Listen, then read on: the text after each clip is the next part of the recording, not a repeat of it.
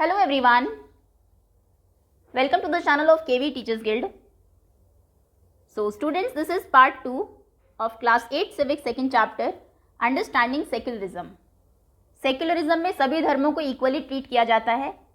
कोई भी एक रिलीजन डोमिनेटिंग नहीं होता. रिलीजन के बेसिस पर किसी के साथ कोई डिस्क्रिमिनेशन भेदभाव नहीं होता. सभी धर्मों को इक्वल स्टेटस, रिकॉग्निशन और सपोर्ट मिलता है स्टेट की तरफ से. तो ये सभी कुछ किए क्या है, क्यों ज़रूरी है, हम पार्ट 1 वीडियो में कवर कर चुके हैं. अभी हमारा नेक्स्ट टॉपिक है व्हाट इज इंडियन सेक्युलरिज्म. हमारे देश का सेक्युलरिज्म क्या है और कैसा है. The Indian constitution mandates that the Indian state be secular. Bharat का संविधान ये मैंडेट, ये कमांड, ये ऑर्डर देता है कि भारत एक सेक्युलर स्टेट रहेगा, यानी कि ना तो स्टेट का कोई रिलीजन होगा, ना ही वो किसी रिलीजन को प्रमोट करेगा. भारत एक धर्मनिरपेक्ष देश है, सभी धर्मों को बराबर समझता है.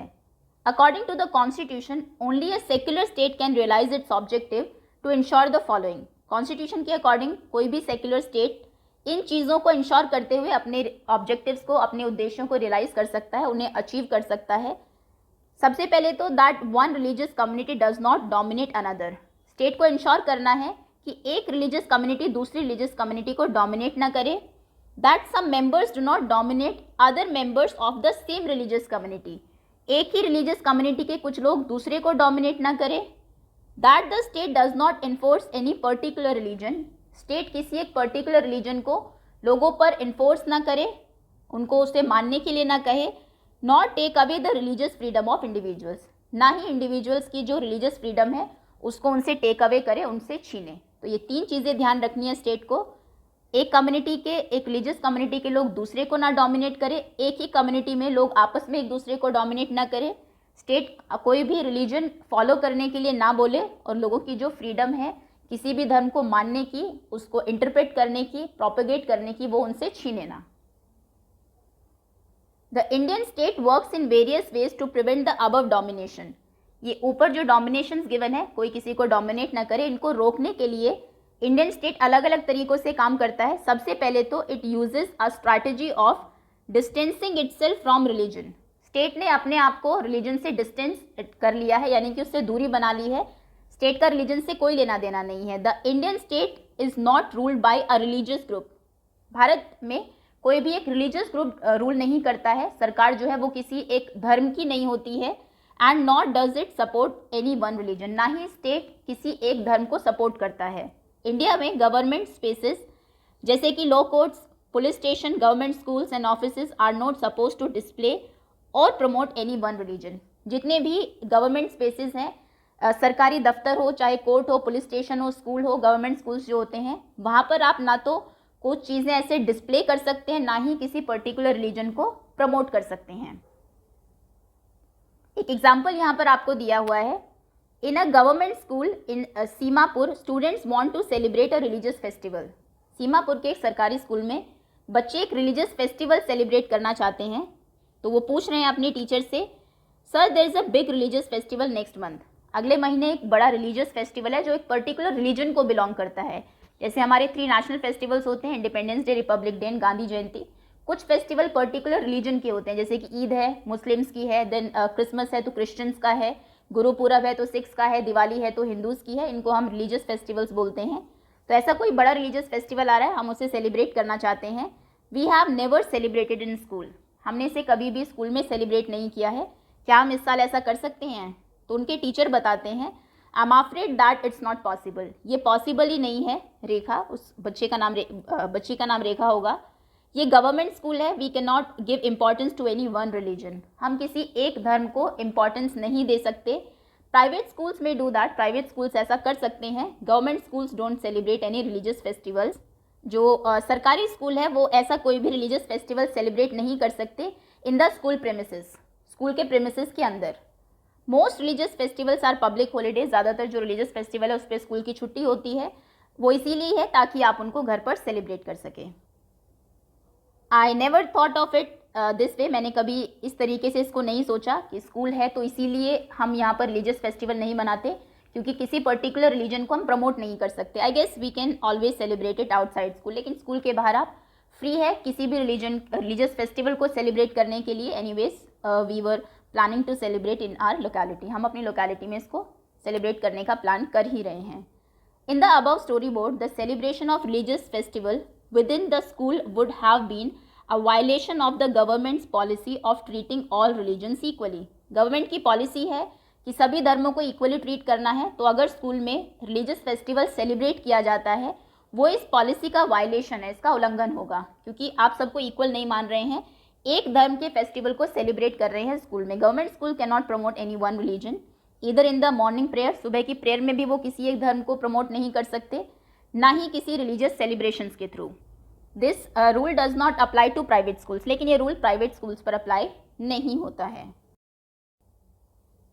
The second way in which Indian secularism work to prevent the above domination, ऊपर जिन डोमिनेशंस की हमने बात की उनको प्रिवेंट करने के लिए, रोकने के लिए इंडियन सेक्युलरिज्म जो दूसरा तरीका अपनाती है is through a strategy of non interference. वो है नॉन इंटरफेरेंस की स्ट्रैटेजी, यानी कि रिलीजियस प्रैक्टिसेस में, उनके बिलीफ्स में कैसे वो वर्शिप करते हैं, कैसे अपने फेस्टिवल्स को सेलिब्रेट करते हैं, इसमें स्टेट कोई भी इंटरफेयर नहीं करेगा. This means that in order to respect the sentiments of all religions, इसका मतलब ये है कि सभी रिलीजन्स के सेंटिमेंट्स को रिस्पेक्ट करते हुए, सभी धर्मों की भावनाओं का सम्मान करते हुए, and not interfere with religious practices, और उनकी रिलीजियस प्रैक्टिसेस में इंटरफेयर ना करते हुए the state makes certain exceptions for particular religious communities. कुछ पर्टिकुलर रिलीजियस कम्युनिटीज़ को कुछ एक्सेप्शंस, कुछ छूट दी जाती है. एक एग्जाम्पल यहाँ पर आपको गिवन है. A group of friends who have recently bought scooters are meeting to go for a ride together.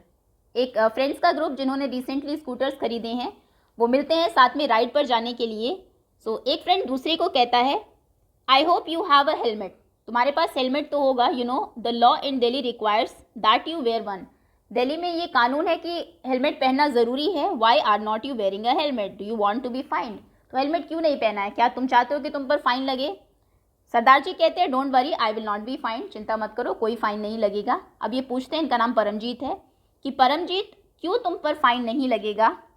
So Paramjit explain करते हैं कि सिख्स के लिए wearing a pagri is a very important part of our religion. पगड़ी पहनना हमारे religion का बहुत इंपॉर्टेंट पार्ट है. The government can not force me to wear a helmet, तो गवर्नमेंट मुझे फोर्स नहीं कर सकती हेलमेट पहनने के लिए. अभी ये रिलीजियस प्रैक्टिस है उनकी कि पगड़ी पहननी है, और लॉ कहता है कि हेलमेट पहनना है, क्योंकि दोनों में क्लैश हो रहा है. और हमने देखा कि स्टेट चाहता है कि वो इंटरफेयर ना करे रिलीजियस प्रैक्टिसेस में, इसलिए इनको ये एक्सेप्शन दिया गया है, छूट दी गई है सिख्स को कि उनको हेलमेट पहनना ज़रूरी नहीं है.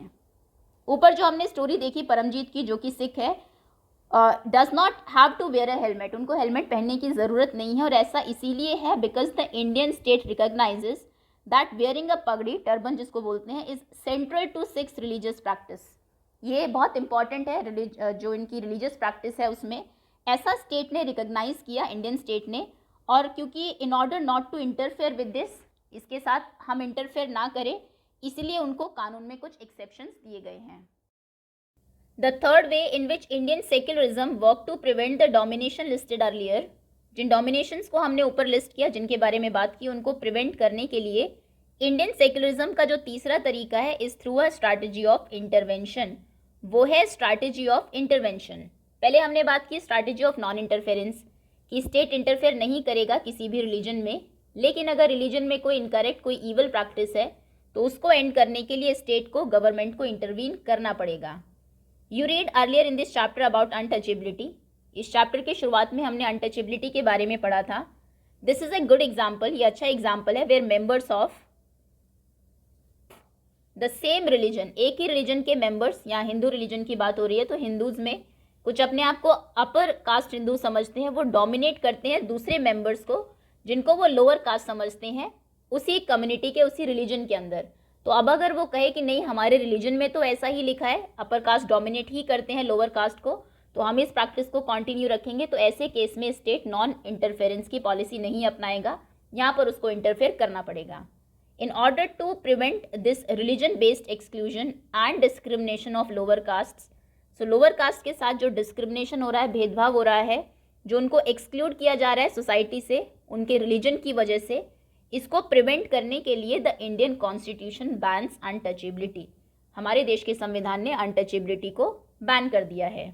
So इस केस में the state is intervening in religion state intervene कर रहा है रिलीजन में in order to end a social practice, एक सोशल प्रैक्टिस को एंड करने के लिए, जो कि उसको लगता है कि इस प्रैक्टिस से डिस्क्रिमिनेशन हो रहा है, एक्सक्लूजन हो रहा है और वायलेशन हो रहा है फंडामेंटल राइट्स का ऑफ लोअर कास्ट, जो कि हमारे कंट्री के ही सिटीजन्स हैं। देश में रहने वाले सभी सिटीजन, सभी नागरिकों को कुछ फंडामेंटल राइट्स दिए गए हैं, क्योंकि लोअर कास्ट भी यहाँ के सिटीजन हैं। तो सबसे पहला जो राइट है, राइट टू इक्वालिटी, उसी का ही वायलेशन, उसी का ही उल्लंघन यहाँ पर हो रहा है, क्योंकि ये अपने आप को अपर कास्ट समझ रहे हैं, उनको लोअर कास्ट समझ रहे हैं, उनको डोमिनेट कर रहे हैं। तो इसीलिए इसको एंड करना पड़ा और स्टेट को इंटरवीन करना पड़ा। इसी तरीके से इंश्योर करने के लिए laws related to equal inheritance rights are respected. ऐसा भी था पहले डिफरेंट रिलीजन्स में कि जो प्रॉपर्टी इनहेरिट करेंगे, जो पेरेंट्स की प्रॉपर्टी है वो सिर्फ मेल मेंबर्स को जाती थी, तो वो इक्वली डिस्ट्रीब्यूट हो, मेल फीमेल सभी में ही। इसके लिए भी इंटरवीन किया गवर्नमेंट ने। The state may have to intervene in religion based personal laws में भी कई बार उसको कम्युनिटीज़ के जो पर्सनल लॉज हैं उनमें भी इंटरवीन करना पड़ता है। The intervention of the state can also be in the form of support. अब ये हमेशा किसी चीज़ को बैन करने के लिए हमेशा नेगेटिव ही नहीं होता, कई बार स्टेट सपोर्ट के फॉर्म में भी इंटरवीन करता है। The Indian constitution grants the right to religious communities to set up their own schools and colleges. जो हमारे यहाँ के रिलीजियस कम्युनिटीज़ है, हिंदू, मुस्लिम, सिख, क्रिश्चियंस, वो अपने स्कूल्स ओपन कर सकते हैं, कॉलेजेस ओपन कर सकते हैं। ये हमारे कॉन्स्टिट्यूशन ने उनको राइट अधिकार दिया है और वो उसको फाइनेंशियल एड भी देता है ऑन अ प्रेफरेंशियल बेसिस। अब आगे क्वेश्चन है, in what way is Indian secularism different from that of other democratic countries. हमारे यहाँ का सेक्युलरिज्म दूसरी डेमोक्रेटिक कंट्रीज से कैसे अलग है। Some of the above objectives are similar to those that have been included in the constitution of secular democratic countries in other parts of the world। कुछ ऐसी चीज़ें हैं जिन ऑब्जेक्टिव्स की हमने बात की जो बाकी जो डेमोक्रेटिक कंट्रीज़ हैं उनके जैसे ही है, बिल्कुल उनके सिमिलर है।